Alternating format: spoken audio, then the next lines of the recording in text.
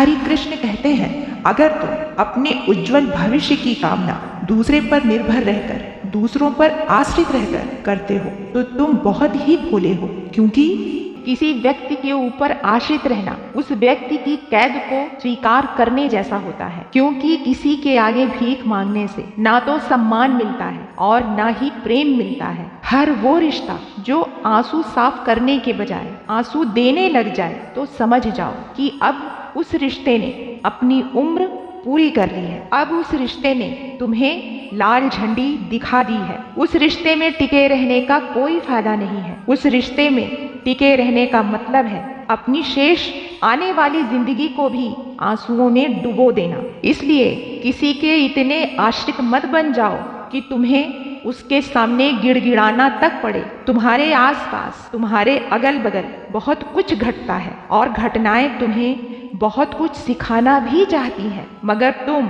उनसे कुछ सीख नहीं पाते, क्योंकि तुम उसे आम लोगों की जिंदगी की घटना समझकर उस पर ज्यादा ध्यान ही नहीं देते हो और अपने आप में ही एकदम मस्त रहते हो। जबकि तुम्हें ध्यान देना चाहिए कि तुम्हारे आसपास जो कुछ भी घट रहा है उससे तुम्हें बहुत कुछ सीखने की जरूरत है। तुम्हें समय रहते किसी भी चीज को या व्यक्ति को अपनाना भी आना चाहिए, ठुकराना भी आना चाहिए, और जहाँ पर इज्जत ना हो वहाँ से उठकर जाना भी आना चाहिए। तुम्हारी अपनी जिंदगी में तुम्हारे आत्मसम्मान से ऊपर किसी भी चीज को, किसी भी व्यक्ति को महत्व नहीं देना चाहिए। तुम्हारा आत्मसम्मान सबसे ऊपर होना चाहिए। तुलसीदास जी का एक दोहा है जिसमें उन्होंने कहा है कि आवत ही हर्षे नहीं, नैनन नहीं सने हैं, तुलसी तहाँ न जाइए चाहे कंचन बरसे में। स्वयं के आत्मसम्मान से बढ़कर कुछ भी नहीं है।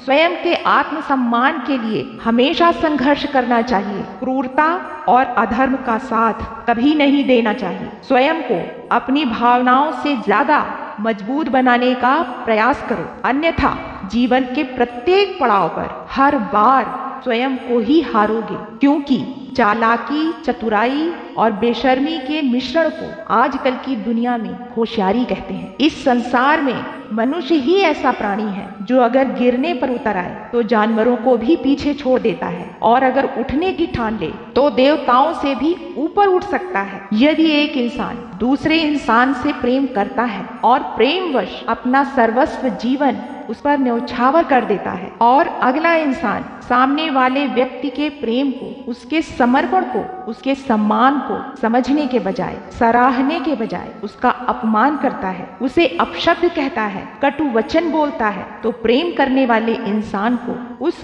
राक्षसी प्रवृत्ति वाले इंसान से फौरन मुक्त हो जाना चाहिए। जितनी जल्दी हो सके उतनी जल्दी उस माहौल को छोड़ देना चाहिए, नहीं तो सामने वाले इंसान की यह राक्षसी प्रवृत्ति अगले को खत्म कर देगी, समाप्त कर देगी, उसका वजूद ही मिटा देगी, या फिर उसे अपने जैसा ही बना लेगी। इसलिए अपने आप को वहां से स्वतंत्र करो। किसी के इतने अधिक आश्रित मत बनो, चाहे वो भावनात्मक रूप से हो या आर्थिक रूप से हो, जिसमें तुम्हें अपने मान, सम्मान, स्वाभिमान, यहाँ तक कि अपने जीवन को ही दांव पर लगाना पड़ जाए। वक्त रहते उचित निर्णय लेना सीखो। बात कोई भी हो, दुनिया को स्पष्टीकरण देने में अपना समय जाया मत करो। दुनिया को क्लियरिफिकेशन देने का कोई फायदा नहीं, क्योंकि जो तुम्हारे शुभ चिंतक हैं उनको इसकी कोई आवश्यकता ही नहीं, और जो तुम्हारा बुरा चाहते हैं, तुम्हारे दुश्मन हैं, वो इस पर विश्वास करेंगे नहीं। भगवान कहते हैं तुम दुनिया में किसी को खुश करने के लिए नहीं आए हो,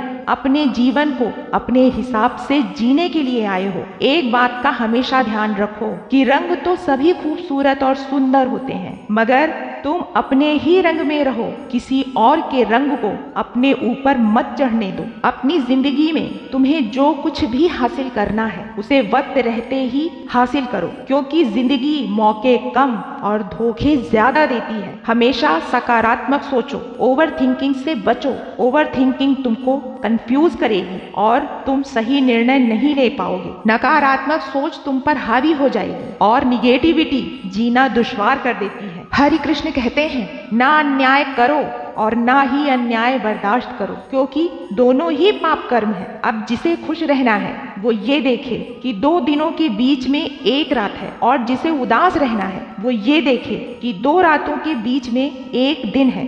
जिंदगी वही है, वही दिन रात है, बस नजरिए नजरिए की बात है। राधे राधे दोस्तों, स्वस्थ रहिए, खुश रहिए।